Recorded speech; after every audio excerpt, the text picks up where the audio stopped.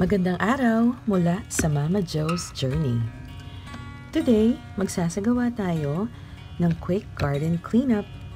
Pero bago yan, nais ko munang sandaling pagmasdan ang paligid at ang mga halaman.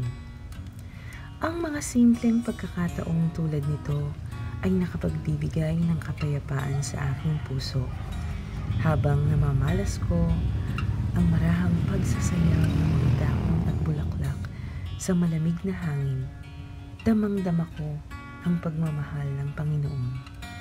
Ibinigay niya ang labis-labis na kagandahan upang tayo'y masiyahan sa pagmulat ng ating mga mata hanggang sa pagpikit nito. Maraming salamat, mahal naming Diyos, sa bawat araw na bigay mo. Ayan, puno na naman ako ng inspirasyon upang gugulin ang araw sa mga makabuluhang gawain.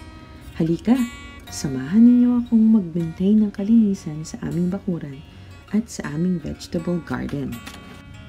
At syempre, hindi ko naman kayang mag-isa, kaya't kailangan ko ng tulong ng aking mga all-around helpers, ang aking mga anak, si Hannah na aking panganay, at Johan naman ang ikalawa.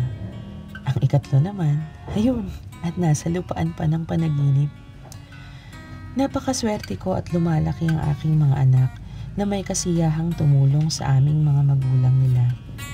Ang mga pagkakataong ganito ay tunay na nagpapadama sa amin na kami ay minamahal at pinahahalagahan. Hindi biro ang pagiging magulang. Nakakapagod kong minsan, pero sa tuwing nakikita ko sila tulad nito, napapawi lahat ng iyon at napapalitan ng kasiyahan. Napagdesisyonan kong gamitin ang parting ito ng aming bakuran upang taniman ng iba't ibang mga gulay, katulad ng talong, okra, at sili. Mga gulay na kadalasan ay inilalahok o isinasama natin sa ating mga pagkain. At mga gulay din na talagang sa ngayon ay napakamamahal. Narito naman ang isa ko pang napakahusay na garden helper. Siyempre, ang aking asawa. Napaka-supportive din niya sa aking pag-garden dahil nagsimula din siya sa pagsasaka.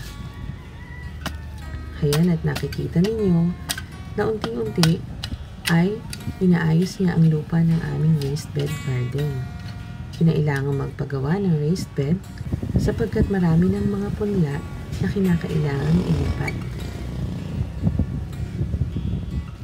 Hantayin lang ninyo at gagawa din ako ng video tungkol sa paggawa ng raised bed garden at container gardening na talaga namang napakalaki ang tulong lalo na sa mga bahay o bakuran na walang gaanong kalupaan na maaaring pagtaniman ng mga halaman.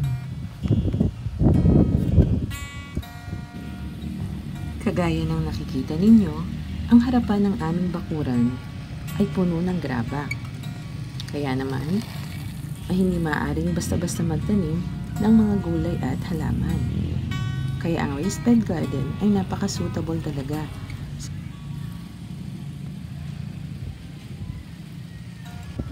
Ayan, at natapos na ang aming maikling gawain sa umagang ito. Malinis na ang bakuran. At meron na ring bagong pagtataniman. Sa lakas ng hangin, ay maaaring magkalat muli ng dahon sa aming bakuran. Pero okay lang.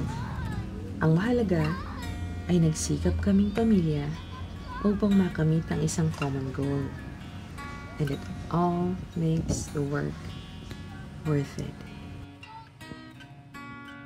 Please like, subscribe, and share. And comment ka na din kung may gusto kang mga mapanood. Again, thank you for watching!